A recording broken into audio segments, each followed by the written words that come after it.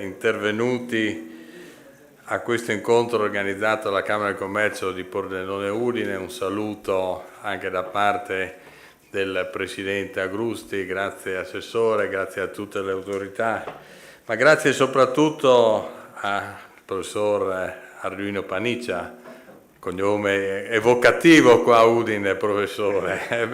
Ci vuole del coraggio.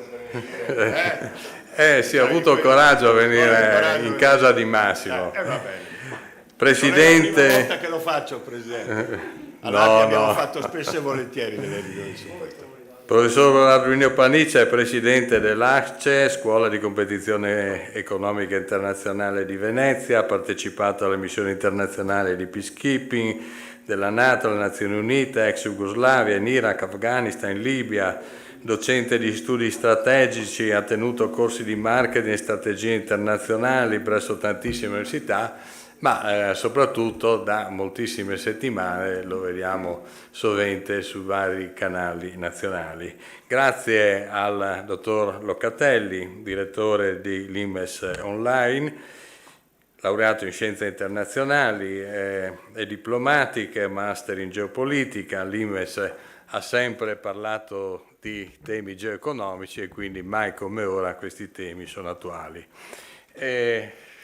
Il tema che ci siamo dati è 2022, una era geoeconomica. Evidentemente da quello che è accaduto dopo il 2020 con la pandemia molte condizioni sono modificate, ma è chiaro che tutta una serie di asset già ci preavvertivano che il ruolo geoeconomico del nostro pianeta stava cambiando. Il ruolo della Cina, qualcuno dice sarà la prima potenza economica 2030, 31, 29, non so poi come riescono a fare queste previsioni, ma comunque è già un leader fondamentale all'interno degli scenari geoeconomici. L'Africa, si chiama Africa o si chiama continente cino-africano? Anche questo è un altro tema che già da moltissimo tempo stiamo verificando. L'India, ne parlavamo oggi con il Presidente Paniccia, 1,5 miliardi di abitanti, manterrà un rapporto privilegiato con l'Occidente.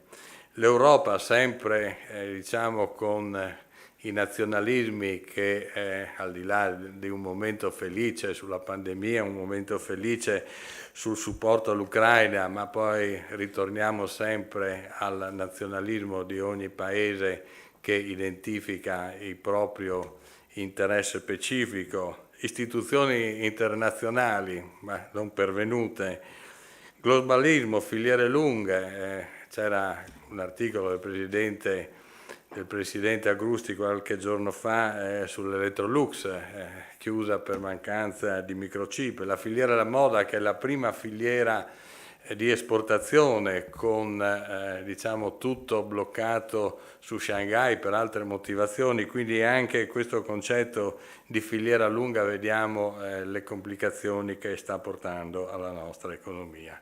Ecco, tutto questo in uno scenario che non nasce oggi, non nasce dopo il lockdown, ma ha delle origini che sono decisamente più complesse e anche più datate nei tempi. Quindi, professor Paniccia, direttore Locatelli, grazie Omar che sei sempre presente e attento ai nostri appuntamenti.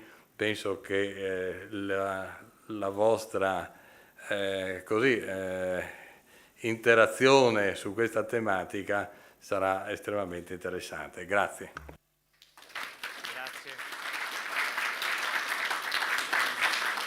Allora, grazie Presidente D'Apoccio. Allora, lo schema, professor Paniccia, dovrebbe essere più o meno questo. Noi chiacchieriamo per un po', io cerco di fare domande molto brevi in modo di dare modo a lei e anche al nostro ospite di rispondere in maniera compiuta. Ovviamente, come dire, più sintetici siamo, più temi riusciamo a toccare.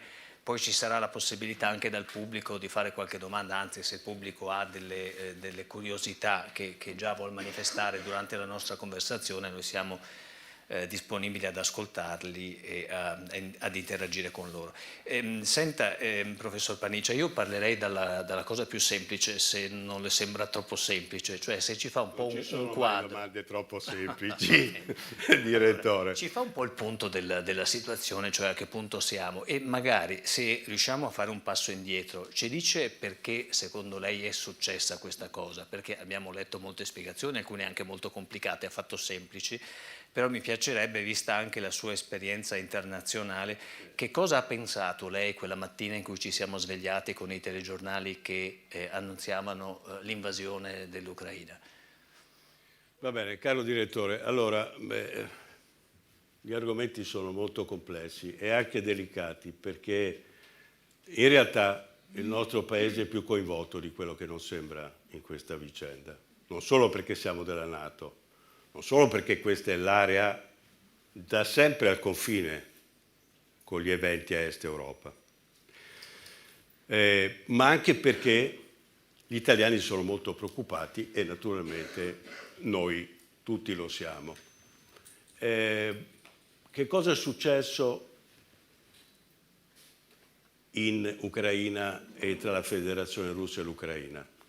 Intanto evidentemente c'era un'ottima intelligence, perché prima di Natale mantengo dei rapporti con dei fondi amici a Londra e Massimilla, un capo dei fondi, faccio anche nome, tanto non è un problema, non abbiamo segreti, un fondo molto interessante inglese, mi scrive: attenzione, mi dicono gli amici americani molto vicini al fondo che Putin sta per attaccare. Devo dire, lo avevamo in qualche modo forse anche pensato dopo la lunga serie delle manovre, però era la prima volta che mi scrivevano sul telefonino che Putin stava per attaccare. Io ho detto: attenzione che sta andando a ribasso, una risposta che avrebbe potuto dare mio fratello Massimo. Attenzione che stanno andando a ribasso. E lui mi ha detto: non credo che si tratti di ribasso, le fonti continuano a dirmi che stanno per attaccare. E ha continuato per tutto il periodo, per circa un mese, a insistere su questa linea. In realtà aveva ragione, stavano per attaccare. Come mai la Federazione Russa ha pensato di risolvere in questo modo così cruento una vicenda apparentemente risolvibile in un altro? Perché la linea di frattura tra quello che noi chiamiamo l'Occidente libero e democrazie e una linea, diciamo così, autocratica, si è appalesata in pieno. Questo è uno dei problemi veri di fondo, capite? Cioè non è soltanto un problema tra Russia ed Ucraina.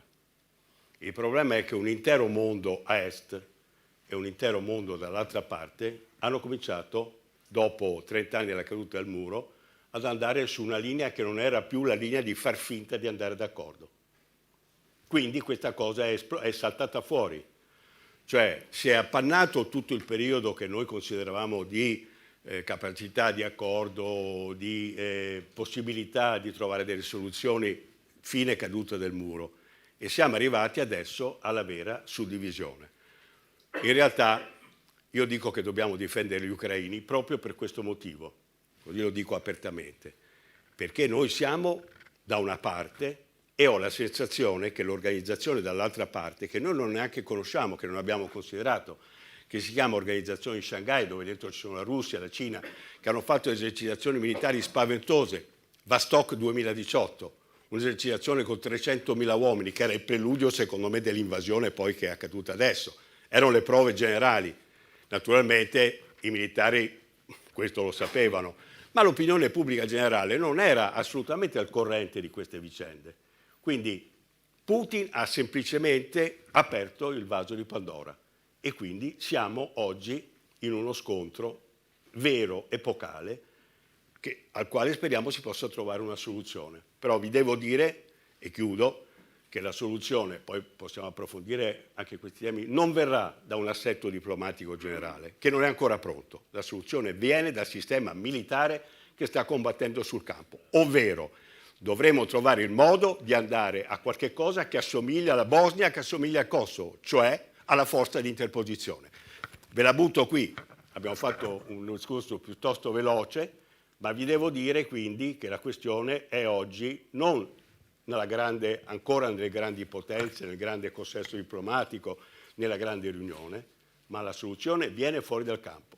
Pensavo che venisse fuori da Mariupol, con la Turchia e con la nave turca che prendeva gli uomini che venivano fuori dalle catacombe e li prendeva e in qualche modo si apriva un corridoio per coloro che avevano combattuto così eroicamente, invece non è venuta fuori. Spero che venga da Odessa con il grano e dopo magari ne parliamo. Però credo di essere stato abbastanza chiaro. La questione non è solo Putin, Zelensky, la questione è Occidente, Organizzazione di Shanghai, democrazia e libertà contro autocrazia. Poi, se volete, approfondiamo. Mi suggerisce alcune cose rapidissime prima, ma doveva andare allora in un altro modo, secondo Putin, e quindi è vera la narrazione che noi ci facciamo, soprattutto nei paesi occidentali, che Putin è stato in qualche modo travolto dagli eventi, cioè si aspettava appunto sotto il profilo militare una rapida vittoria, una facile conquista, forse anche una fuga generalizzata del gruppo dirigente ucraino. Questo è il primo punto, quindi non è andata come si immaginava, oppure nel novero, per quel che ne sappiamo delle possibilità, c'era anche che la guerra non fosse poi una guerra lampo, punto primo. Secondo, la Cina. Allora la Cina in qualche modo, diciamo, dà un sostegno non materiale ancora, ma diciamo una sorta di, come dire, vicinanza, ecco, diciamola così, all'agire della Russia. Per quale ragione? Come siamo spesso portati a raccontarci, perché anche la Cina ha un obiettivo che è sempre il solito, Taiwan.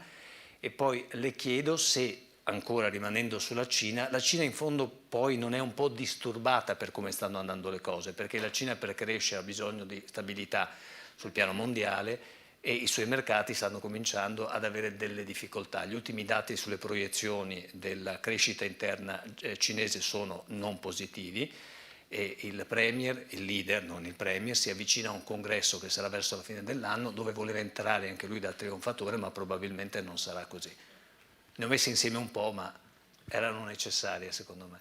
Va bene, partirei dall'ultima vicenda. Io penso che la globalizzazione, così come l'abbiamo conosciuta adesso, è una globalizzazione asiatica. Vedete, l'unica, secondo me, speranza interessante della vicenda di una guerra è che dopo la guerra arriva la pace. Vi sembra una cosa molto banale, ma non è così vera. La Cina ha cominciato a crescere. Vi dico delle cose anche un po', diciamo così, studiate sul campo, anche perché ero un giovane ufficiale a bordo di una petroliera quando succedeva quello che vi sto dicendo. La Cina ha cominciato a crescere dopo la sconfitta americana del Vietnam. Non abbiamo mai riflettuto su questo. Cioè non abbiamo mai pensato che la crescita dell'Asia e la crescita della globalizzazione venivano dopo una sconfitta militare sul campo. Questa è una cosa che noi vediamo da un punto di vista molto storico, molto militare.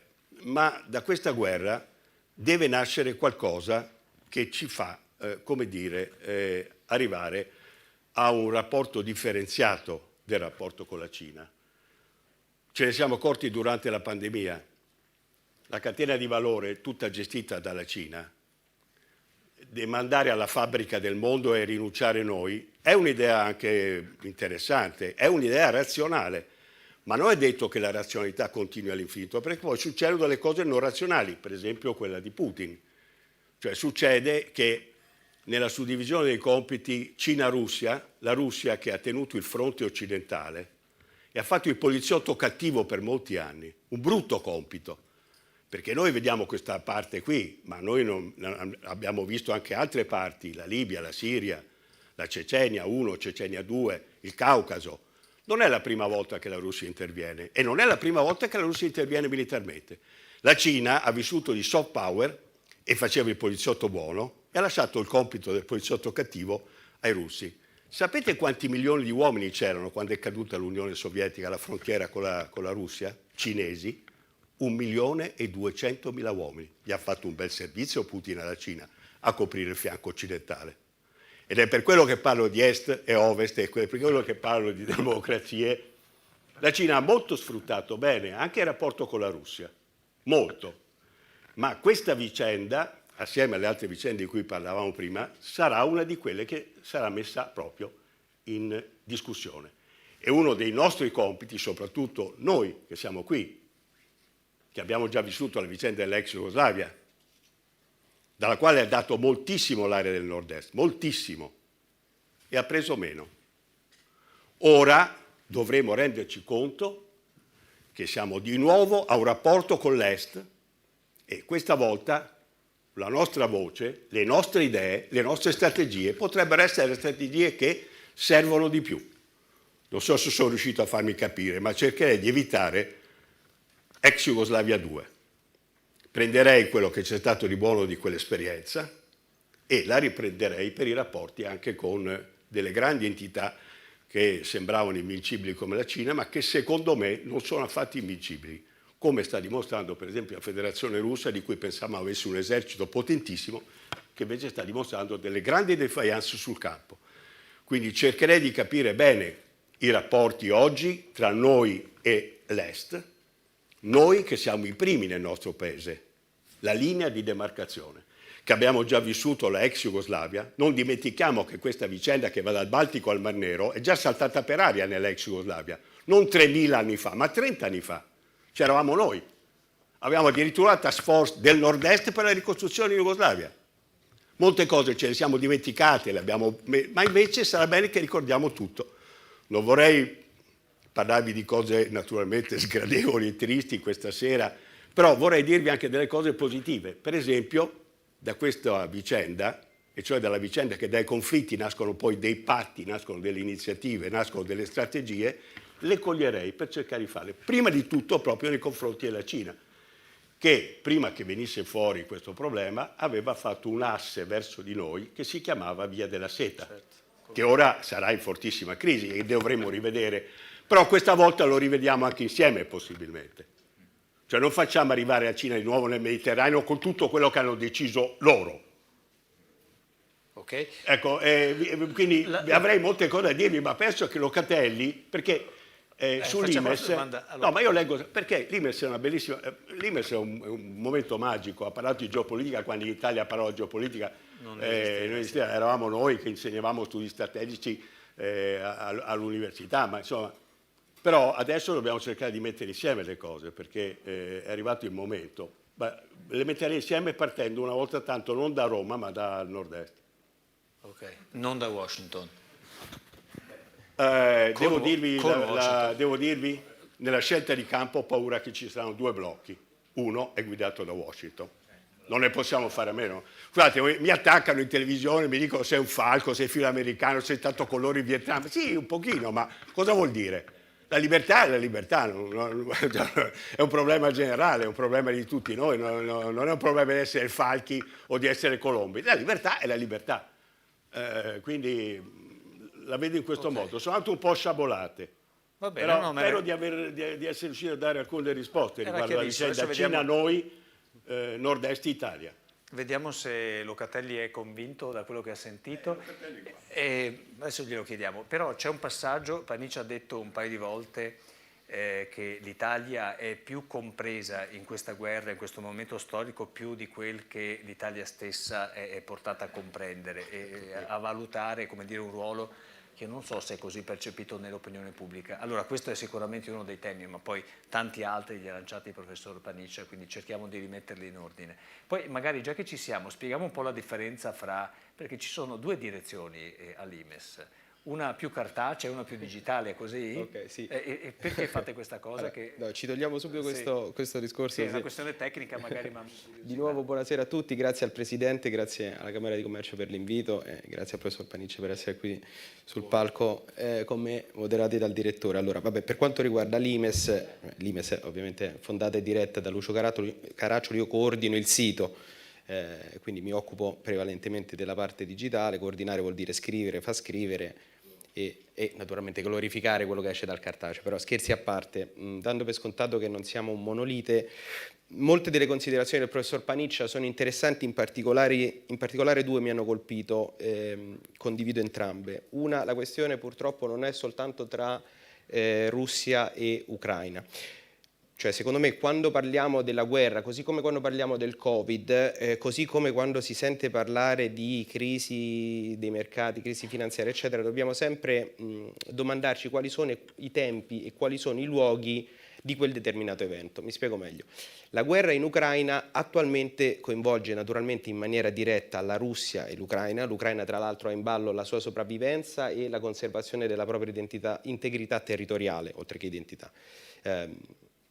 La Russia, o meglio il suo presidente, il regime di Vladimir Putin, anche ha probabilmente in ballo la sua sopravvivenza, quindi per loro la guerra è una questione che si decide veramente giorno per giorno, minuto per minuto. Per quanto riguarda noi come Italia e fare un passo oltre, direi noi come Europa, le conseguenze devono ancora arrivare, il peggio secondo me deve ancora arrivare. Finora dall'inizio delle ostilità se ne sono andati, faccio un paio di esempi, se ne sono andati dall'Ucraina in fuga 6,5 milioni di persone, 1 milione e qualcosa è ritornato, però abbiamo più di 5 milioni di rifugiati ucraini che sono andati principalmente verso la Polonia, la Romania, qualcuno è andato in Russia, poi anche lì bisognerebbe vedere quanti volontariamente e quanti invece siano stati deportati, il resto sta arrivando, è già arrivato negli altri paesi dell'Unione Europea o comunque dell'Europa, se consideriamo anche come dobbiamo fare la Moldavia, eccetera. Questo porrà probabilmente un tema nei mesi e negli anni a venire, quando, a meno che la guerra non finisca rapidamente, non sia possibile cominciare subito la ricostruzione, perché questi migranti, che naturalmente a differenza di quelli provenienti da Medio Oriente e Nord Africa, innanzitutto non volevano essere migranti, non sono venuti qua per una loro decisione, non che ovviamente da Medio Oriente e Nord Africa avessero grande margine, però i migranti ucraini vorrebbero tornare in Ucraina il prima possibile, potrebbero non essere nelle condizioni di farlo, il che vuol dire che, passatemi il termine brutale, graveranno o comunque dovranno essere presi in cura da apparati scolastici, ospedalieri, sanitari, e di sicurezza di paesi in cui la spesa pubblica magari negli anni è calata e che sono stati ulteriormente indeboliti da oltre 2 anni di cosiddetta pandemia. Perché dico cosiddetta pandemia? Perché naturalmente quella di Covid-19 da un punto di vista medico è una pandemia, da un punto di vista geopolitico il discorso è un po' più sfumato, perché dire pandemia cioè sottintende lo stesso effetto ovunque nel mondo, mentre abbiamo visto in questi 2 anni che non è stato così, non soltanto perché il numero dei morti è variato enormemente, ma perché l'epidemia di Covid e l'uso che ne è stato fatto da paesi che sono stati in grado di usare l'epidemia ha accentuato delle faglie che già c'erano, ha aperto delle nuove tendenze, 2 su tutte la diplomazia dei vaccini della Cina e a un livello molto più micro, se vogliamo, ma interessante anche per noi, il protagonismo degli Emirati Arabi Uniti, che hanno preso per esempio i vaccini della Cina, comportamento che non ci aspetteremmo da un paese tradizionalmente alleato degli Stati Uniti. Quindi per quanto riguarda appunto il ruolo dell'Italia è dentro questa guerra adesso con la fornitura di armi più o meno pesanti all'esercito ucraino e alle forze armate ucraine, nel medio-lungo periodo e con l'allineamento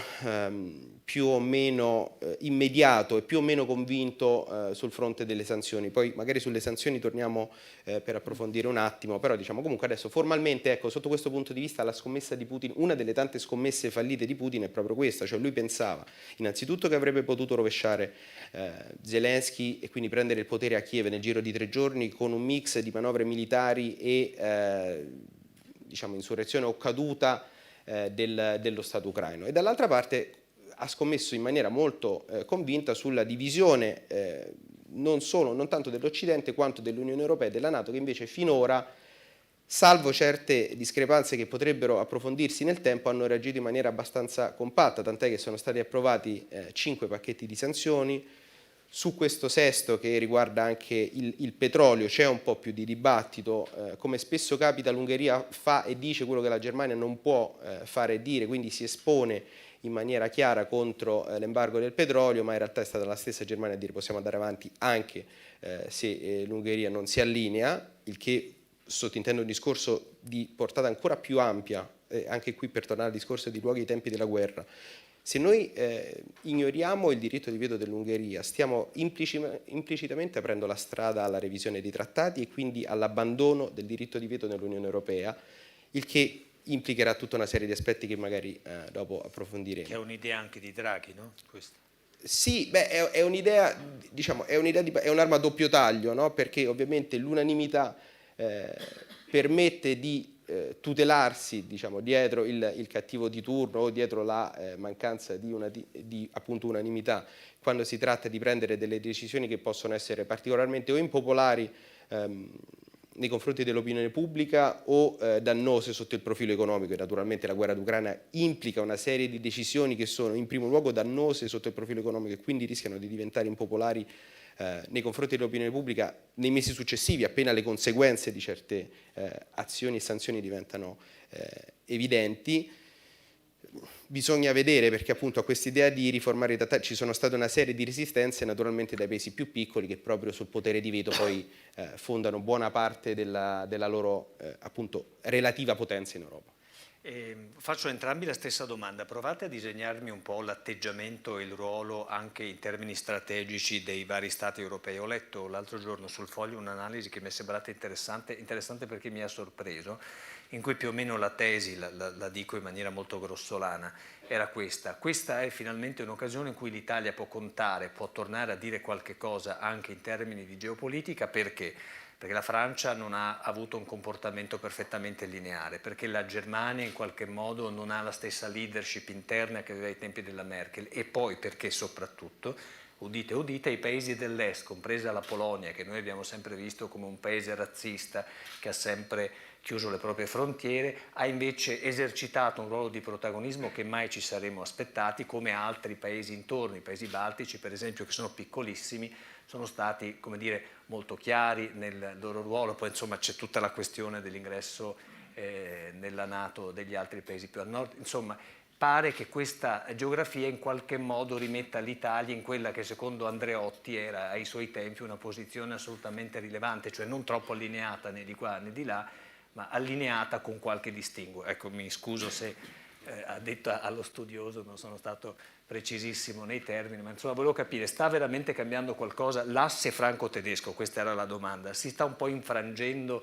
di fronte a un rinnovato protagonismo dell'Italia, o è solo un'illusione? Ho finito. Ok, 2 o 3 considerazioni rapide su questo discorso. Uno, tra l'altro, si riaggancia a un altro punto che aveva espresso prima il professor Paniccia, cioè l'Italia comunque fa parte della sfera di influenza degli Stati Uniti d'America e da questa sfera di influenza non ne può uscire. Ci ha provato, ma neanche a uscirne, a accennare un timidissimo passo dall'altra parte, firmando un documento inutile in quanto simbolico o decisivo in quanto simbolico, decidete voi, come il memorandum d'intesa sulle nuove vie della seta nel marzo 2019.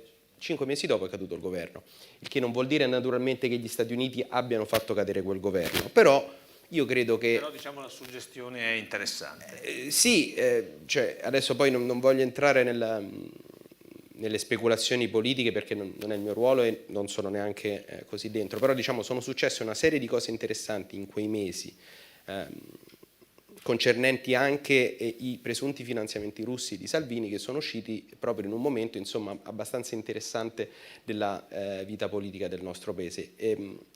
Voglio sottolineare che da un punto di vista geopolitico non c'è un giudizio di merito, non c'è un giudizio morale, nel senso che è lecito attendersi, e chiunque faccia politica dovrebbe saperlo, che gli Stati Uniti abbiano tutto l'interesse a mantenere l'Italia all'interno dell'alleanza occidentale in senso lato, oltre che della NATO, sia per la posizione geografica, sia per il suo apparato industriale, sia perché è parte integrante naturalmente dell'Occidente, sia perché paradossalmente può essere utile in certi contesti, in questo purtroppo no, ma in certi contesti può essere utile anche come ponte verso la Russia, essendo uno dei paesi più russofili o perlomeno meno russofobi dell'Unione Europea, insieme alla Grecia, che però è un peso piuma rispetto all'Italia.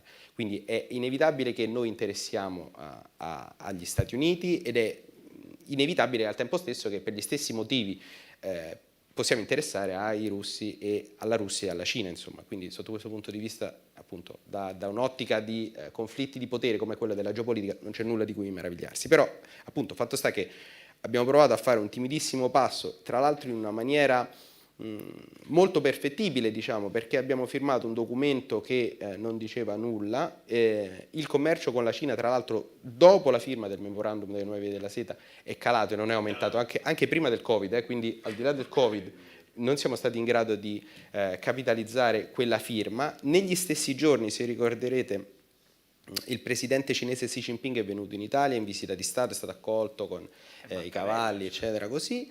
Macron ha fatto una lezione quando Xi Jinping era ancora in Italia, dicendo è una vergogna, voi diritti umani, eccetera. Poi Xi Jinping, dopo aver firmato un accordo per comprare le arance siciliane, è volato a Parigi, dove ha comprato gli aerei con cui probabilmente sono trasportate le arance siciliane. Ora, sulla differenza nella catena del valore tra le buonissime arance siciliane, no, e gli aerei venduti dalla Francia, eccoci, insomma, non c'è bisogno che lo dica io.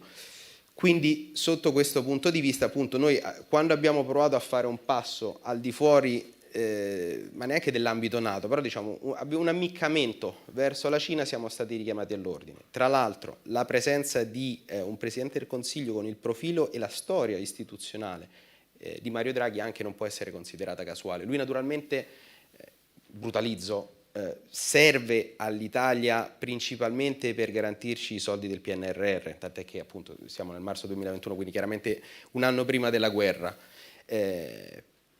però fa comodo anche in virtù dei suoi legami con gli Stati Uniti, che ribadisce, insomma, non c'è un discorso in cui Draghi manchi di ribadire l'appartenenza dell'Italia al campo occidentale. Questo sarà un tema che secondo me diverrà sempre più di attualità con il procedere della guerra. E anche con le elezioni politiche che ormai sono imminenti, perché se non si va a votare entro la fine dell'anno, comunque a primavera c'è il voto per il Parlamento. Le chiederei la stessa valutazione su... È una valutazione, diciamo, che si integra a quella di Locatelli in una chiave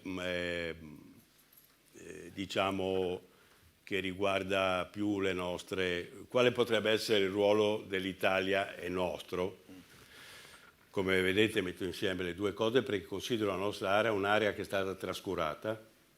Adesso non voglio entrare, qui non c'è nulla di problemi. Trascurata da noi stessi. Ah, ok.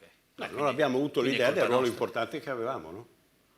Il ruolo importante, se me lo consentite, e con tutto il fatto di essere da ormai 50 anni qui radicati, non è tentare di togliersi per essere meglio. Il nostro problema è stare dentro e cercare di guidare alcune operazioni. È chiaro che per certi versi quest'area è un'area molto interessante e importante all'interno non solo del Paese ma anche dell'Europa. Però il nostro problema è prendere alcuni aspetti strategici che non possono essere, come dire, gestiti senza una nostra precisa capacità e strategia. Ne cito 3-4. Il primo, i turchi hanno fatto i veneziani. Avete notato come sono diventati i veneziani i turchi? Stupendi. La millenaria attività veneziana di contatto con i turchi li ha resi veneziani. Sono più veneziani dei veneziani. E noi che siamo veneziani abbiamo lasciato passo ai turchi. Uno dei ruoli fondamentali all'interno della futura alleanza atlantica nuova americana, perché sarà un rapporto speciale con gli Stati Uniti. Noi non possiamo pensare di arrivare al livello di una potenza. Le potenze sono Europa, Stati Uniti. Se rimarrà viva la Federazione Russa, non so come finirà. Comunque con quei signorini alle spalle che avevano quei 1.200.000 uomini al momento della caduta del muro, starei molto attento a continuare a fare il poliziotto cattivo. Mentre il poliziotto buono fa una cosa molto interessante che noi abbiamo lievemente trascurato. Il RCEP, il grande trattato asiatico, ha dentro 15 paesi, una cosa mastodontica. La mia sensazione è che oltre la Cina e gli altri paesi dell'ASEAN, e oltre il silenzio assenso dei giapponesi e dei coreani, lì finisce per entrarci dentro di nuovo la Federazione Russa, attratta, che sta cominciando a esportare tutto adesso. Dicevano che non riuscivano a aumentare le esportazioni russe verso la Cina, sono aumentate negli ultimi tempi. I cinesi li hanno presi, hanno il 30% di sconto più il 6 di regalo, 36%. Cioè comprano 80 al barile invece che 120.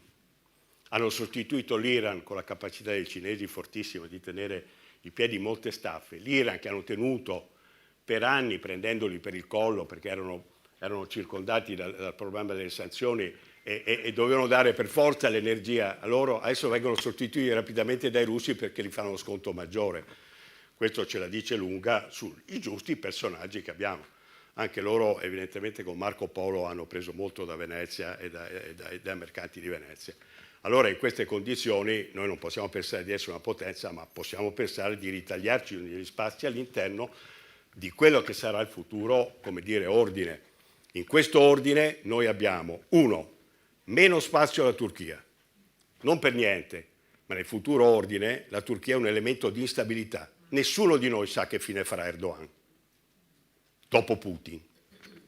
Cominciamo a mettere intanto le cose. Quindi, nessuno di noi sa questo. Nessuno di noi sa che fine fa un paese che ha cercato anche simpaticamente di mediare e di trovare delle soluzioni a una guerra terribile. Però, compra i missili russi, è dentro la NATO, ha fatto domanda di adesione a Shanghai, è in Libia e nel Mediterraneo a destabilizzare assieme ai russi in Siria, e questo non è, cioè, è a 360 gradi, quindi un ruolo per l'Italia è riprendere qualche cosa, soprattutto a partire dall'asse adriatico, il dimenticato asse adriatico dall'Unione Europea, perché l'Unione Europea nel Baltico ha tanto investito, mentre dell'asse adriatico si è dimenticato, spesso e volentieri, anche come dicevamo prima per un problema nostro. Ci sono poi i Balcani, che sono qui, un'area in completa effervescenza, e c'è di nuovo un problema del Mediterraneo, e con questo chiudo. Mi piacerebbe che il nostro Paese riuscisse a spiegare, con riunioni tipo di Stato Maggiore, perdonatemi, con riunioni di Stato Maggiore, cioè dalle quali esce fuori un paio di linee strategiche che portiamo a Roma, anche tramite l'Imes. Il PNR non è l'elemosina dell'Europa all'Italia. Il PNR è la proiezione europea dell'Italia nel Mediterraneo. Cioè noi siamo la punta avanzata in cui sostituiamo alcuni personaggi strani come Erdogan e prendiamo il PNR come una proiezione dell'Europa. No, noi con la mano tesa, con la bacchetta, se non fate i bravi non prenderete più soldi. Siamo la proiezione dell'Europa nel Mediterraneo. Se i danesi, gli stessi finlandesi che si sono accorti adesso cosa significa vivere in un'area instabile, come sono corsi dentro la NATO, ma come missili dentro, ora che si sono accorti cosa significa come noi stare nell'area destabilizzata, avere i sottomarini, i sommergibili russi che ascoltano tutto, attaccati, entrano in Canal Grande, sempre a proposito di Venezia. Diceva l'addetto militare a Stoccolma che c'era un'infrazione continua da parte della Federazione Russa, di spionaggio, eccetera, e tutte cose che sappiamo. Continua. Poi si meravigliano perché sono corsi dentro. Allora quello che volevo dirvi è che il nostro ruolo è un ruolo molto interessante, in alcuni casi di sostituzione nel momento in cui tocchiamo gli elementi del Mediterraneo, in alcuni casi di spiegazione migliore all'Europa del nostro ruolo. Se i danesi pensano che finito questo problema dell'Ucraina, uno dei problemi grandi sarà di nuovo l'area del Mediterraneo, inevitabilmente, anche perché l'Italia potrebbe apprestarsi a essere la condotta energetica verso l'Europa, che ora riparte di nuovo dal Nord Africa, cioè di fronte a noi, quindi grandi ruoli per il nostro Paese. Li stiamo studiando? Li stiamo pensando? Secondo me non tanto. È bene che cominciamo a fare delle cose. Quindi un problema dell'Europa riguardante la coesione a partire dai confini, perché se avete notato l'Europa si spacca sempre al confine perché l'asse franco-tedesco è un nocciolo duro e come tutti i noccioli duri poi fa spaccare la periferia, no? Quindi la Catalogna voleva scappare via, l'Inghilterra è uscita, adesso abbiamo anche capito perché è uscita. Perché? Beh, perché l'Inghilterra è uno dei fondamentali della lotta contro la Russia e contro le autocrazie dell'Est. Hanno un ruolo finalmente di nuovo che non avevano assolutamente obbedendo ai tedeschi prima. Che ruolo era obbedire alla Merkel? Scusatemi, per un regno come la Gran Bretagna, che ha vinto i nazisti e ha combattuto le guerre mondiali vittoriose, l'unica che vinceva sempre, deve fare il ruolo quello di obbedire alla Merkel. Non esiste, abbiamo capito tutto adesso, perché la guerra svela incredibilmente La guerra è il regno dell'incertezza, non voglio portare via il generale, sono un vecchio, quindi sugli attenti, però la guerra è il regno dell'incertezza, ma fa vedere anche molte cose. Abbiamo dimenticato noi, anche nella pandemia, il ruolo dei militari, della difesa, del nostro, ma non lo dovremo dimenticare più. Un'altra cosa che dovremmo capire è che noi dovremo capire molto di più delle vicende della difesa, della sicurezza, dell'intelligence militare, perché vedete che perfino Putin, che l'ha trascurate, è andato subito a sbattere nel giro di una settimana, quindi potremmo dirci tante cose, però alcune ve le ho dette e alcune ci riguardano direttamente. Ritorno al discorso iniziale. Questa cosa ci coinvolge molto di più di quello che noi non abbiamo pensato. Questo è il punto. E per gli americani voglio solo ricordarvi, dopo una vicenda, Bismarck alla fine, c'è stato uno sbarco dei Marines, adesso non ve la faccio lunga, in cui miracolosamente non scoppiò una guerra prima della guerra 15-18. Bismarck era ancora al potere, disse una frase mistica riguardo agli americani, i nostri amici, ma piena di umore che li identifica. Esiste una speciale provvidenza divina che aiuta ed assiste i pazzi, gli ubriaconi e gli americani. Facciamo un applauso così lo facciamo respirare. Senta, devo... Bismarck si alza, quindi non mi sono inventato niente. Sentite, prima di chiedervi come va a finire, perché una domanda di questo genere... Locatelli nella segreta stanza romana. Sì, però prima devo farvi un problema sull'informazione. Allora, l'informazione e la propaganda ovviamente sono anch'esse guerre, certo, nella guerra. Allora, domanda, com'è che Lavrov decide di farsi intervistare proprio in Italia dalle reti Mediaset? Com'è che nei programmi televisivi di molte TV compare con una certa frequenza, non dico propaganda russa, ma insomma informazione un po' più orientata rispetto a quella che abbiamo visto nei grandi network americani, e vabbè lì era facile, inglesi, ma anche francesi e tedeschi. Cioè la stampa internazionale dice quella che l'Italia spaccia come una libertà di pensiero, come una grande capacità dialettica ospitata su tutti i suoi media, in realtà è anche una sponda, a volte un po' troppo filo Putin o filo narrazione putiniana. Diceva prima Locatelli, noi siamo il paese forse meno, cioè più filo russo e meno antirusso, no? Più o meno. Più o meno, questo meno russofobo. Ecco. Lei li guarda questi talk show? No, io guardo, vado anche, ma... Beh sì, ci va, è vero, sì, qualcuno lo vedrà, almeno quelli in cui va, le toccherà. No, vado anche, ma discutiamo. Cioè, lei come le inquadrano, per esempio? Non come falco. Ecco, come un Dutlag. Sì, la Lilli mi dice lei è un falco. Vabbè. E io dico non è vero. Mi dica che cosa pensa di quello che vede passare in TV e di quello che legge sui giornali. Che c'è sicuramente un'azione di disinformazione che fa parte di un progetto russo molto... E perché attecchisce più qui che altrove? Perché noi siamo un paese che ha più sfaccettature di una Danimarca o di una stessa Svezia. Noi siamo un paese che ha molte capacità e anche molte problematiche e soprattutto, cosa che abbiamo cercato di dire negli anni ma che è difficile da far riuscire per la nascita del nostro paese unitaria, perché noi siamo nati mettendo insieme forze, gente, caratteristiche, storie molto diverse e quindi facciamo molta fatica ad andare su qualcosa di diverso dal grande unitario comunque con centro Roma, ma le strategie che valgono per il nord-est, il paese potrebbe avere delle strategie differenziate. Ciò che valeva per la Puglia non vale per il nord-est. Non è un problema di spaccarci, è un problema di capacità, perché noi abbiamo delle aree che arrivano fino all'Ungheria, ma ai Balcani, che arrivano anche alla Federazione Russa, che altre aree del paese non hanno. C'è una differenza profonda tra il Tirreno e l'Adriatico, per esempio. Quindi abbiamo una problematica molto forte. In questa ci sono inseriti i russi. Si sono talmente inseriti che ieri ha detto che io ero morto. Perché? Perché io rompo le scatole. E il consolato, che mi ha mandato dei messaggi poco simpatici, che cosa ha pensato di bene? Un momento che stavo girando ha detto è morto. Ho detto mi avete allungato la vita di una ventina di anni, 30 forse, anche di più, devo chiedere a Massimo, dobbiamo metterci a cosa e capire. Quanti anni già? Però vedete che anche questa non poteva essere altro che una disinformazione. Perché? Perché vado adesso, perché poi alcuni particolari mi hanno fatto capire che sono disinformazioni. Naturalmente non voglio fare martire, voglio fare nulla, vorrei vivere veramente 30 anni benissimo, combattendo a parte della nostra libertà e democrazia, ma questo mi ha dato ancora una volta l'idea che siccome un avvertimento era partito da un corpo diplomatico russo, questo non poteva essere un caso, capite? Quindi c'è, ne sono convinto.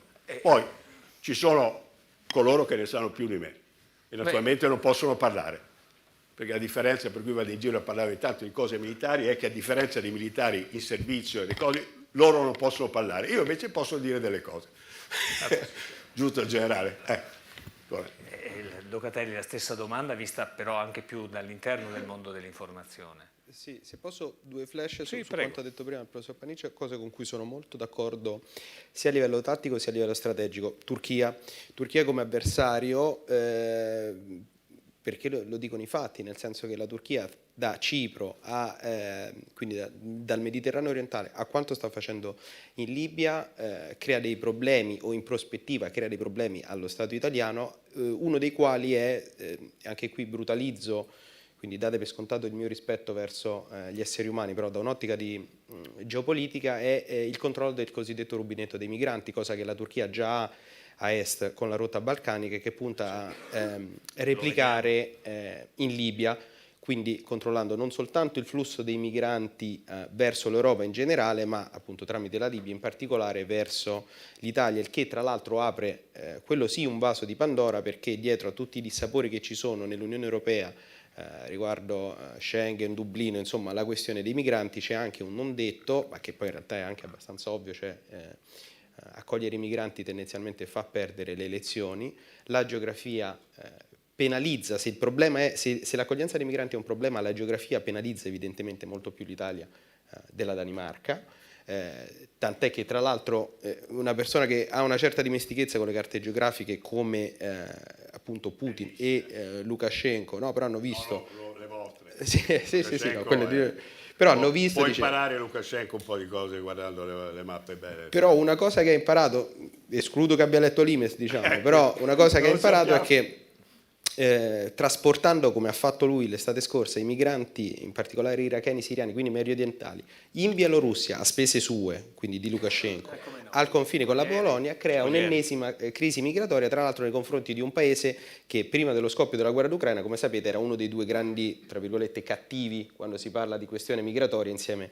all'Ungheria. Però diciamo al di là di Polonia e Ungheria che appunto si espongono e, come dicevo prima, solo per l'Ungheria spesso dicono quello che la Germania non può dire, ecco, sul tema dei migranti è così, tant'è che se andiamo a vedere anche la politica portata avanti dalla Francia e direi fallimentare, visto che se ne stanno andando tra l'altro nel Nord Africa e nel Sahel, aveva lo stesso obiettivo di essenzialmente indirizzare eventuali traffici, innanzitutto controllare, nel senso di cogestire traffici migratori, indirizzandoli quanto più possibile verso la Libia e quindi verso l'Italia, evitando quindi l'afflusso verso l'Algeria, con cui comunque la Francia ha un rapporto travagliato, e poi diciamo, verso la Spagna oppure verso la Francia, per quanto anche lì la geografia comunque lì, tra virgolette, aiuta un po' più di noi. Quindi la Turchia sono d'accordo. L'altra questione cui alludeva il professor Paniccia riguardava il PNRR, e lui diceva non possiamo andare a Berlino con il cappello in mano, no? Essenzialmente. Verissimo, questo però apre un problema un po' più generale. Sotto questo punto di vista la guerra, non voglio dire, chiaramente non è una benedizione, però può essere un buon campanello d'allarme, cioè tutte le manovre che possono guadagnarci un maggiore protagonismo, che il professore ha descritto, sono naturalmente fattibili, però il presupposto fondamentale è crederci e credere di poterle fare. Sono due caratteristiche che lo Stato italiano, insomma il paese italiano, ha in larga parte dimenticato. Se vogliamo, perlomeno dalla fine della guerra fredda, io sinceramente andrei a ritroso e andrei alla fine della seconda guerra mondiale, no? Dopo la quale si è deciso, ovviamente, e per nostra fortuna, che noi fossimo nella sfera di influenza statunitense.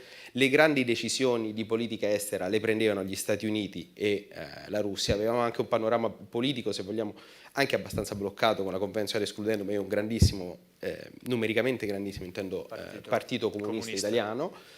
Quindi potevamo fare qualche giro di valzer per conto nostro, soprattutto in Medio Oriente, anche lì con tutte le dovute attenzioni, dove per attenzioni intendo altrimenti avevamo molti più casi Mattei, però essenzialmente finiva là. Nel momento in cui è crollata l'Unione Sovietica ci siamo illusi, per citare, è molto citato l'articolo di Fukuyama sulla fine della storia, il libro, però insomma ci siamo illusi che il periodo di pace negoziato alla fine della Seconda Guerra Mondiale fosse perenne, il periodo di benessere fosse perenne, il periodo di non necessità da parte nostra di prendere delle scelte strategiche fosse ugualmente perenne.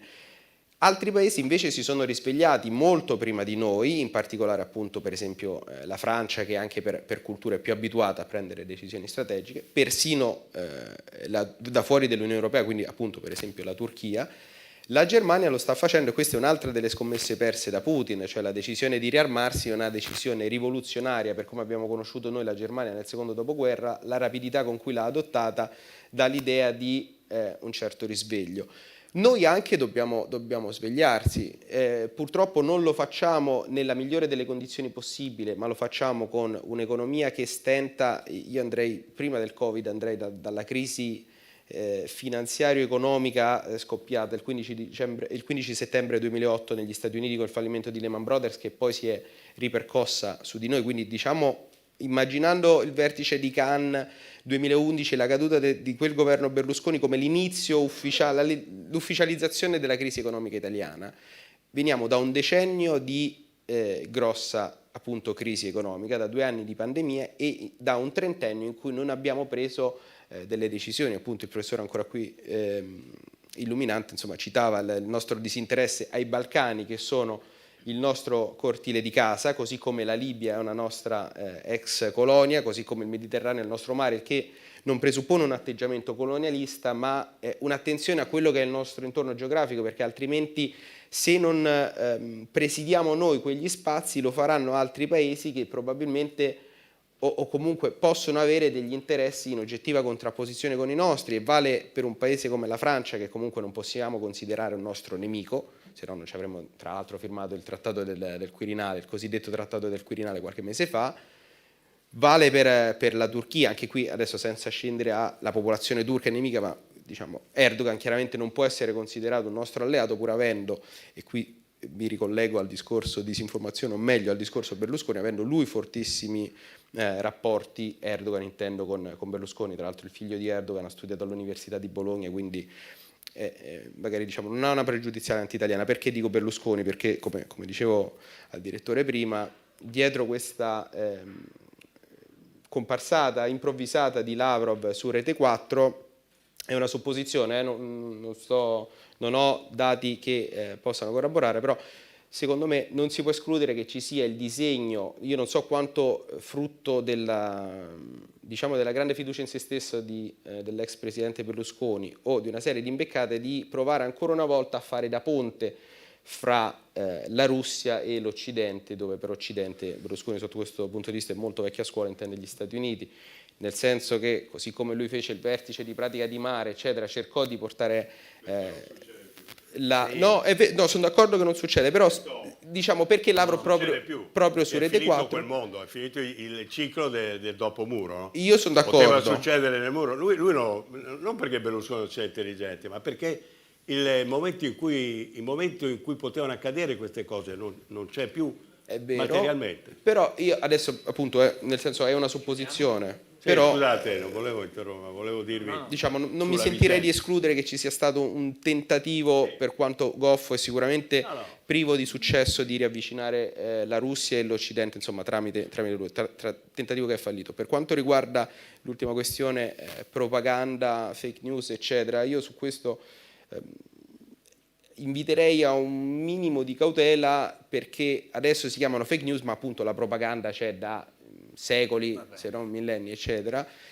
La differenza secondo me principale fra la Russia e il resto del mondo è che i russi sono i più bravi nel farsi beccare, essenzialmente, ma poi per farla la fanno in una maniera più o meno sottile anche gli altri, in una maniera forse insieme più ai leghisti, mi viene da dire, perché vanno negli alberghi dove è noto che registrano tutto quando vanno in Russia.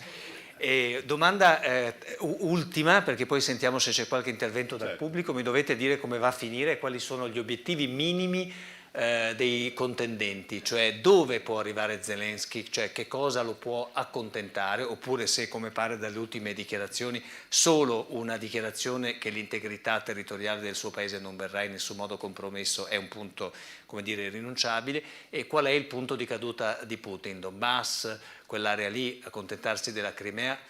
Ho capito che è un vaticinio quasi impossibile, però no, non è impossibile, ma ragionevolmente non so se cosa può dire Putin per rimanere al suo posto e dire abbiamo vinto anche noi? No, ma lui in qualche modo, dunque, Una risposta rapida. la risposta rapida è questa: la discriminante è Odessa, secondo me.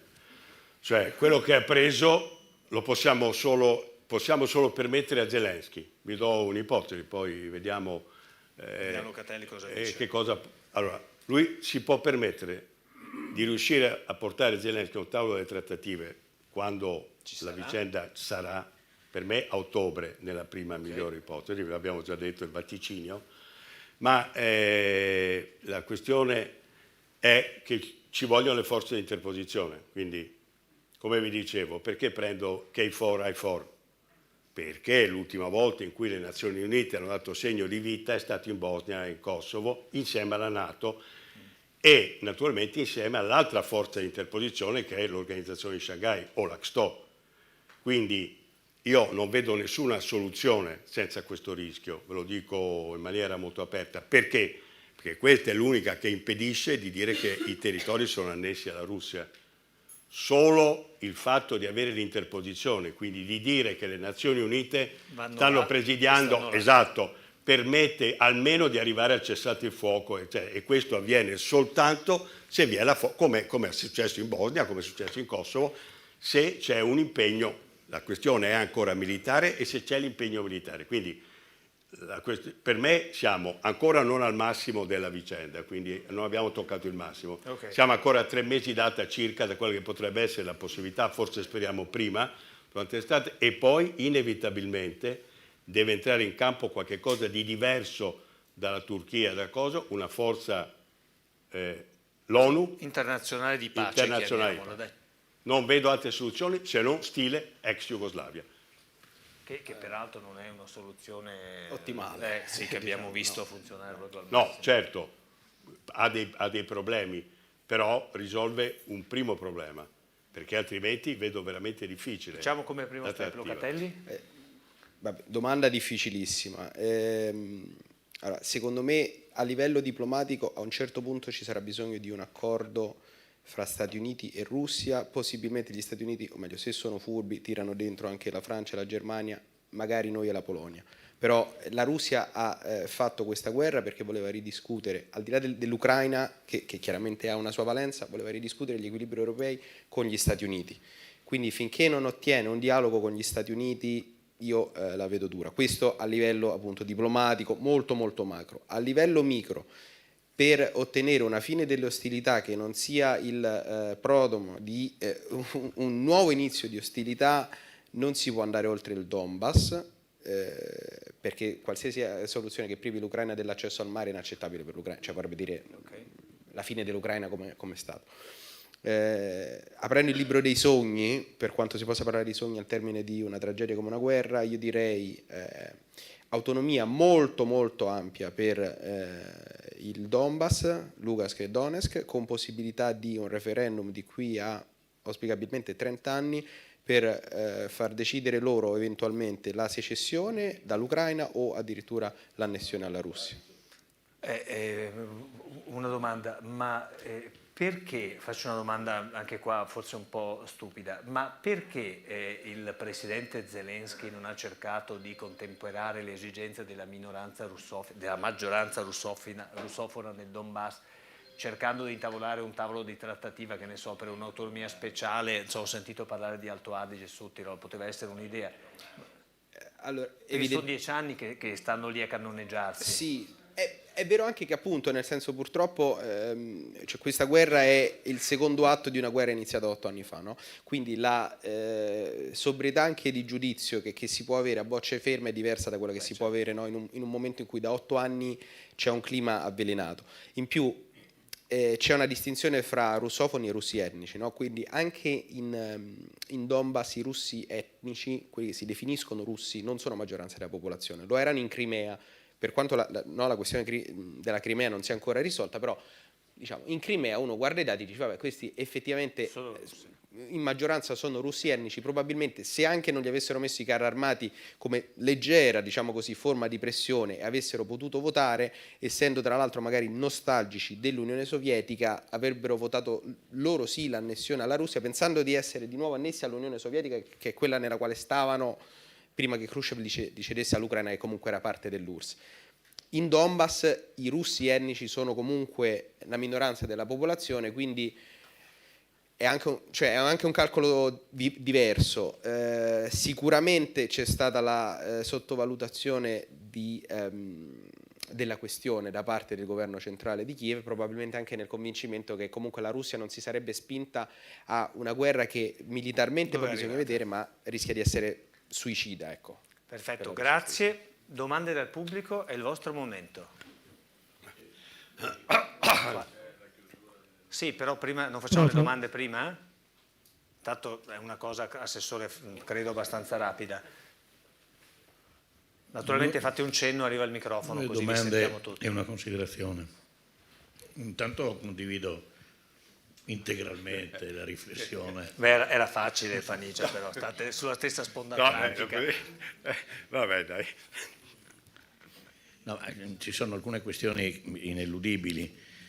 Questo è un paese dove sistematicamente si risvegliano le pulsioni anti-americane. Non voglio scomodare i seguaci di chi è ancora legato alla guerra contro le demoplutocrazie occidentali, ma poi c'è una sinistra che risente il richiamo della foresta. Quella di Putin è una riedizione dell'Unione Sovietica, è inutile negarlo, e così poi si vuole edulcorare dicendo che no, è più uno zar, eccetera. Balle, è Unione Sovietica, le bandiere che mettono sui territori conquistati sono le bandiere dell'Unione Sovietica. Questo è un punto. Però quello che voglio domandarvi, quanto ha influito nella percezione della debolezza dell'Occidente tutto questo processo di decomposizione dell'Occidente, la culture cancel negli Stati Uniti, trasferita poi in Italia, un dirittismo tutto orientato sulle pulsioni di Hollywood, che poi naturalmente trova gli asterischi anche a Udine. Ecco, tutte queste cose qua sono state percepite come segno di decadenza di un mondo morente, denatalità e tutto il resto. Se andate a leggere l'ultimo discorso di Xi Jinping all'ultimo congresso del Partito Comunista Cinese, i giudizi sull'Occidente sono sprezzanti. È stato un intervento durissimo contro l'Occidente. E quindi le premesse che si sono poi concretizzate nella fuga disordinata davanti a un esercito di motorini 48 in Afghanistan hanno fatto credere, ritenere che l'Occidente non avrebbe fatto nulla di fronte pronto ad arrendersi, che l'Ucraina tant'è vero che all'inizio gli Stati Uniti avevano proposto a Zelensky di rifugiarsi in Polonia, ritenendo che ormai era persa. Quindi pensare che ci fosse un disegno americano, tutte balle, serve ad alimentare i talk show demenziali che ci sono con conduttrici dementi spesso nella televisione, che sono quelle che di giorno fanno la prova del cuoco e la sera parlano di geopolitica. Ecco, questa è la realtà della nostra televisione, Però l'altra questione è la Turchia, quindi quanto ha pesato questa considerazione sulla decadenza dell'Occidente e quanto è costato l'esempio dell'Afghanistan. E l'altro esempio, la questione turca. Ci si dimentica sempre che Erdogan, quando c'è stato l'ultimo tentativo di colpo di Stato, attraverso il quale lui ha fatto fuori tutta la parte che restava dei generali kemalisti, che erano i garanti della laicità della Turchia, l'Europa stupidamente ha chiesto come condizione alla Turchia per cominciare a discutere di Europa che togliesse di mezzo quei generali. Beh, chi ha salvato Erdogan quella notte? L'hanno salvato i russi. allora capirete che da lì in poi i sistemi antimissile che i turchi hanno comprato non dalla NATO ma dalla Russia, allora capiamo che la dipendenza in qualche modo della Turchia da quel campo nasce dal fatto stesso che lui è lì perché i russi lo hanno tenuto lì. Grazie. Vediamo di raccogliere tutte così poi facciamo una risposta complessiva. Prima di dare la parola all'assessore Bini. Prego. Volevo il vostro parere sulla proposta italiana, i 4 punti della proposta italiana. Me la sono scordata, sì. Devo dire che Locatelli mi ha detto è già eliminata. sì, che è una proposta che sta bene con tutto, cioè talmente vaga che così anticipo una cosa che mi ha detto prima, ma poi lo dico. No, ma Locatelli È come quei vedo colori sempre che stanno bene in tutte le stagioni. Qualcun altro che vuole intervenire? Mi pare di no, allora possiamo rispondere. Chi comincia? Vuol cominciare lei? Allora dobbiamo rispondere ad Agrusti? No, cominciamo di qua. la proposta italiana Locatelli. Ecco, allora adesso ci deve dire perché che so la che proposta... loro presidiano anche la parte romana. Lo apprendo adesso. Però quindi... scusate, c'è una dichiarazione che viene attribuita al governo russo, mi pare di oggi, che dicono disponibili a valutare proposta italiana, quindi farà sempre parte del minuetto. Sì, no? fa parte di quel tipo di fanno dichiarazioni finta che escono diciamo fra le 15 e le 18, no? Che poi ce le portiamo al Per i TG della TG. sera. Ci servono per i E il TG. giorno dopo ce le siamo scordate. No, scherzi a parte, grazie della domanda innanzitutto. La proposta in sé è molto vaga.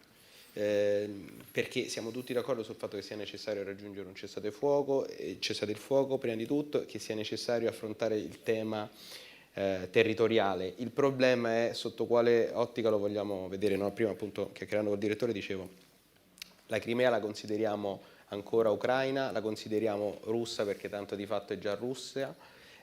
Il Donbass lo consideriamo ancora ucraino, lo consideriamo indipendente, lo consideriamo già russo, quindi dire dobbiamo parlare di queste cose sì, però non ci sono nella proposta italiana, non ci sono delle condizioni vere e proprie. Tra l'altro il dato poi se vogliamo più interessante e preoccupante per l'esito di questa stessa proposta è che esce soltanto dalla Farnesina. Poi sono stati informati i ministri degli esteri di Francia, Germania, Stati Uniti e Regno Unito, però non è frutto di una riflessione condivisa. Questo lo dico non perché noi italiani dobbiamo avere paura delle nostre proposte, ma per come la vedo io, perché appunto una soluzione alla guerra arriverà con una investitura forte da parte degli Stati Uniti, poi può essere implicita, esplicita, eccetera, però che l'Italia da sola si possa muovere e portare una soluzione diplomatica è come quando lo faceva la Turchia o come quando 3 giorni dopo l'inizio del conflitto si era pensato che potesse farlo Israele. Però Locatelli, faccio questa concatenazione. Draghi va a parlare con Biden, torna, dice a Di Maio guarda ho parlato con Biden, proviamo a fare questa cosa, vai avanti tu. Aveva una sua logica apparente, magari all'interno di un disegno che cerca di dimostrare. No, non si parla più. No, infatti, no, vabbè, Di Maio ormai è post grillino, diciamo così. Va bene, quindi non sarei troppo fiducioso. L'Italia ne esce per ora ne sta uscendo maluccio da tutta questa questione, perché appunto sia perché partiva da una posizione di sostanziale simpatia con la Russia, inteso come popolo russo al di là di Putin, e di fascino che esercitiamo noi sulla Russia culturalmente, ma risalendo indietro di secoli. Quindi questa cosa però si è persa e c'è evidenza di questo fatto dal fatto, scusate il gioco di parole, che la guerra si è iniziata pochi giorni dopo l'annuncio che Draghi stava preparando una visita a Mosca da Putin. Cioè il venerdì Draghi dice penso di andare da Putin, adesso stiamo limando l'agenda ma dovrei andare a Putin la settimana dopo, lunedì Putin riconosce le repubbliche del Donbass e giovedì attacca l'Ucraina, quindi quasi a dire non mi interessa neanche quello che tu hai da dirmi, quasi da dire a Draghi e quindi all'Italia, voglio dire, più le frasi al vetriolo di Lavrov contro Di Maio. Turchia? Sulla questione della Turchia, verissimo, giusto che i russi hanno avuto un ruolo decisivo nel salvare Erdogan. Il problema della Turchia è, se vogliamo, anche il suo maggiore asset che sa far fruttare la sua collocazione geografica, nel senso che in un'ottica NATO un paese come la Turchia, dove per ottica NATO qui intendo sostanzialmente, come è giusto che sia, un'ottica statunitense, cioè la NATO alla fine è un po' un ombrello che copre, che dà una patina di multilateralismo alle esigenze degli Stati Uniti. Un paese come la Turchia serve su molti piani a giocare molte partite. Una è quella chiaramente contro la Russia, l'altra è quella contro l'Iran.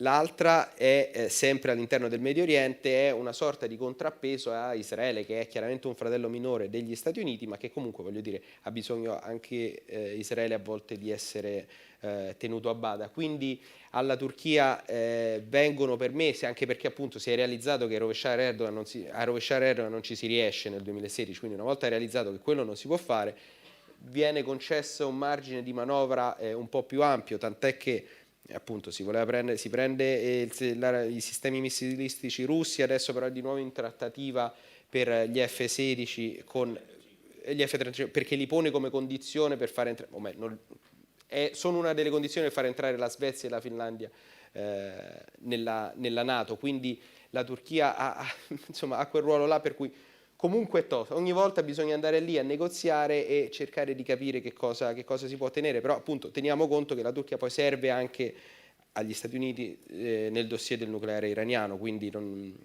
purtroppo non si può giocare soltanto in chiave antirussa. Aneddoto sulla chiave antirussia: formalmente la Turchia ha detto no, c'è una guerra nel Mar Nero, quindi ex convenzione di Montreux può regolare il passaggio agli stretti. Pare che le navi militari russe, ok, non escano ed entrino liberamente nel Mar Nero, ma l'attrezzatura militare russa esca a bordo di navi formalmente mercantili russe dagli stretti, quindi la Turchia essenzialmente chiude un occhio, poi il resto la Russia con il sistema dei 5 mari lo riporta alla base in un'altra maniera, però insomma essenzialmente questo dà anche l'idea dei limiti del diritto. Il punto sulla cancel culture è interessante secondo me più che altro perché secondo me rientra in questo discorso da parte loro, però c'è un errore di percezione loro, perché se parliamo di potenze in declino demografico la Russia è la prima. La Russia dove non c'è nessuno che sia LGBTQ, o almeno che possa andare in giro liberamente a dire di essere LGBTQ, non ci sono asterischi, non c'è niente, sta patendo un declino demografico molto forte. Tra l'altro uno dei benefici da parte russa, per quanto minimo, dell'invasione dell'Ucraina è anche un minimo di, appunto con le deportazioni, diciamo, si trova un modo in di... Siberia qualcuno c'è già finito. Un po' arrivano dall'Ucraina, un po' secondo me arriveranno nel corso dei prossimi mesi, anni, se lo stallo non si interrompe, a causa della crisi alimentare, che porterà milioni di persone a migrare. Anche qui, per quanto riguarda la Russia, a livello di popolazione può essere quasi un beneficio se arriveranno dalle repubbliche dell'Asia centrale. Per quelli che arriveranno in Cina non avremo mai dei dati attendibili, perché insomma i dati dalla Cina sono sempre un po' così. Tra l'altro la Cina stessa è un paese che sta invecchiando, quindi può aver bisogno, per quanto siano tantissimi, può aver bisogno di manodopera. Per il resto i paesi che sentiranno la pressione migratoria come tale, quindi i paesi nei quali la questione migratoria diventerà un problema che deciderà le sorti di governi, parlamenti, opinione pubblica, sono i paesi dell'Europa e gli Stati Uniti. Quindi anche sotto questo punto di vista alla Russia questo quadro va bene. Grazie Locatelli. L'ultima risposta, se c'è qualcosa da aggiungere. Paniccia. La mia sensazione riguardo la vicenda dell'Italia è prima ancora la vicenda di Putin di non aver capito. Cioè, non vorrei, come succede spesso in molti paesi, che il fatto di avere un vertice abbastanza isolato ti porti ad andare verso delle strategie che in qualche modo non rispondono alla realtà dei fatti. Putin non aveva capito che il mondo anche negli ultimi 8 anni era completamente cambiato e che i suoi dell'intelligence, che non erano tutti completamente cretini, perché quando avete visto quel filmato dove lui parla col capo dell'intelligence, il capo dell'intelligence sta tentando di dire a Putin guarda che alcune cose non stanno funzionando e tenta di dirlo nel Consiglio di sicurezza, cioè nel luogo deputato a dirsi le verità. Quindi qual è il rischio delle vicende che noi corriamo? Secondo me che nel mondo globale stiamo andando verso il Politburo, cioè verso i vertici, cerchi magici quasi intoccabili, che si distaccano pian piano non solo dalla base, ma anche dalla realtà. Chiaro che Putin non aveva capito che nel mondo di oggi mandare dei carri con dei soldati forse neanche così tanto addestrati, bastano dei riservisti con un missile in spalla e il tuo carro è morto. Cioè la fanteria è di nuovo una regina delle battaglie, diciamo così. E l'intelligence non è riuscita a spiegare o non era riuscito a farsi capire da Putin sulle nuove vicende. Probabilmente c'era anche della gente che aveva capito questo, e cioè che la nave, l'elicottero, l'aereo, il carro con i missili a spalla lungo 1 metro sono morti se tu non hai poi vicino della fanteria capace di andare, o addirittura dei mezzi che riescono a eliminare il missile. Perché con questo sistema così leggero e così, come dire, facile, tra virgolette, cambia completamente l'assetto di una forza armata che vive ancora nella guerra dei carri degli anni 70-80. Quindi le cose sono molto complesse, ma sono molto complesse anche nei cerchi magici, anche nella diplomazia. Magari tu pensi di aver fatto una grande proposta e invece è una proposta vecchia, che non tiene conto che il mondo del post-muro è finito e che quel ciclo trentennale non si ripeterà. Quindi la tua proposta non avrà successo, perché fa parte di un mondo che non c'è più. Il mondo che arriva è il mondo del post-Afghanistan, post-pandemia e forse domani post-guerra dell'Ucraina. È un mondo completamente diverso. Dovrebbero ascoltare le riunioni di Stato Maggiore come quelle che stiamo facendo, dove moltissime voci si mettono insieme e portano un pezzo della realtà. Portano un pezzo della realtà, la realtà di un'area, la realtà mista militare-civile, la realtà di diverse interpretazioni geopolitiche, la realtà in cui non stiamo parlando soltanto come siamo delle parti o delle fazioni, ma stiamo tentando di trovare delle soluzioni, delle strategie. È molto diverso questo e ho paura che nel nostro paese sia accaduto per certi versi piccolo quello che è successo a Putin. Va bene, grazie Arduino Paniccia. No, va bene, grazie. sono un provocatore anche perché sennò No, poi ma ci addormentiamo. Forse è anche un po' vero quello che ha detto. È uno dei grandi pericoli Grazie del sonno. Paniccia, È il grande grazie sonno. Locatelli, vi chiedo un applauso di ringraziamento ai nostri ospiti. E chiamiamo per le conclusioni, per le rapide conclusioni, l'assessore Sergio Bini, prego. Noi restiamo qua? No, lui va là sopra. L'auspicio. Fare conclusioni dopo aver ascoltato il professor Paniccia, il dottor Locatelli, ma anche l'intervento di Michelangelo, dell'amico Michelangelo. Le domande, sono domande molto semplici e giù delle domande che neanche Putin avrebbe saputo rispondere, lui stesso. No, in verità oggi mi sono comportato come un diligente discente, con carta e penna, e ho preso nota perché ci sono stati davvero molti spunti di riflessione. Devo ringraziare la Camera di Commercio Pordenone Udine per aver organizzato questo importante, Gianni, momento di incontro e di confronto. Ecco, devo dire che una cosa mi dispiace. Mi dispiace non aver visto in questa sala questi asterischi autoctoni che probabilmente avrebbero avuto bisogno di ascoltare certe affermazioni, certi approfondimenti. Vedete, l'ho segnato, la libertà è la libertà. Peace and love, love and peace è uno slogan meraviglioso, ma nella storia la libertà non si è conquistata coi fiorellini. Quindi, sapete, soprattutto chi ricopre ruoli di governo, ruoli con delle responsabilità istituzionali, insomma, prima di rilasciare delle dichiarazioni, magari importanti, di geopolitica internazionale, io cosa volete, professore, io vengo dai paeselli, quindi non ho la capacità di addentrarmi in temi di geopolitica o geoeconomia internazionale, quindi mi fermo a, come dire, sottolineare cose che avete detto voi. Quindi, scontro vero e reale. 2 blocchi, non 85 blocchi che a seconda delle settimane, 2 blocchi. E dobbiamo essere assolutamente consapevoli che c'è un blocco della NATO e c'è un blocco 15 paesi asiatici. Vedete, È vero, il professore Locatelli, il dottor Locatelli prima ha detto l'Italia deve svegliarsi, assolutamente vero.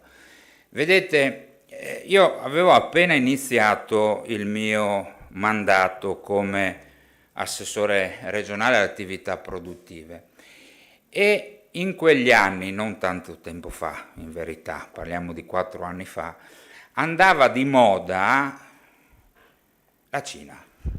E si facevano i viaggi in Cina, la via della seta, e si facevano conferenze su conferenze dove si diceva quanto forte, quanto brava è la Cina, quanto bene farà il nostro mondo la Cina. Democrazie e autocrazie. Sono 2 mondi completamente diversi. Le democrazie sono state conquistate in secoli, con guerre, morti. Allora capite bene, se con tanto sacrificio noi abbiamo conquistato la libertà, insomma non dovremmo mica farci ammagliare da regimi tipo la Cina, regimi, non è che uso un termine a caso, o la Russia, e questa è la parte geopolitica. La parte economica, è chiaro che la Russia, o meglio ancora la Cina, in questi anni, sentivo prima, la Cina ha cominciato a crescere dopo la guerra nel Vietnam. Bene. Ed è cresciuta in maniera prepotente. Con le regole del gioco non democratiche. Allora, viva Dio, è chiaro che un paese cresce da un punto e si arricchisce e che era prodotto interno lordo, di questo prodotto interno lordo magari il 6% all'anno lo investe in armamenti, magari, ma se tu hai delle regole del gioco tali per cui puoi inquinare il mondo intanto chi se ne frega, puoi, come dire, sfruttare il lavoro, il contratto nazionale, che è il contratto nazionale? Cioè hai delle regole del gioco che non appartengono ai regimi democratici, è chiaro che parlare di globalizzazione diventa difficile, diventa complicato. Allora la globalizzazione può stare in piedi se le regole del gioco sono uguali per tutti. Allora le catene del valore stanno in piedi, altrimenti le catene del valore sono assolutamente posticce e lo stiamo vedendo oggi. Parlavo oggi con un amico che vende macchine e mi ha detto guarda che per vendere una macchina tu la ordini oggi, la pigli fra un anno. Ma perché? Ma perché ti manca sta robettina, i microprocessori, tutte queste cose che fa la Cina. La Cina ora ti tiene, come dire, no? Cioè, è chiaro, ma è così. Noi non avevamo capito.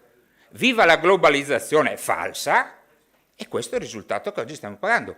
E il conflitto sta solo drammaticamente palesando cos'è la libertà e cosa sono invece regimi comunisti. Viva Dio, tutta la vita la libertà. Grazie.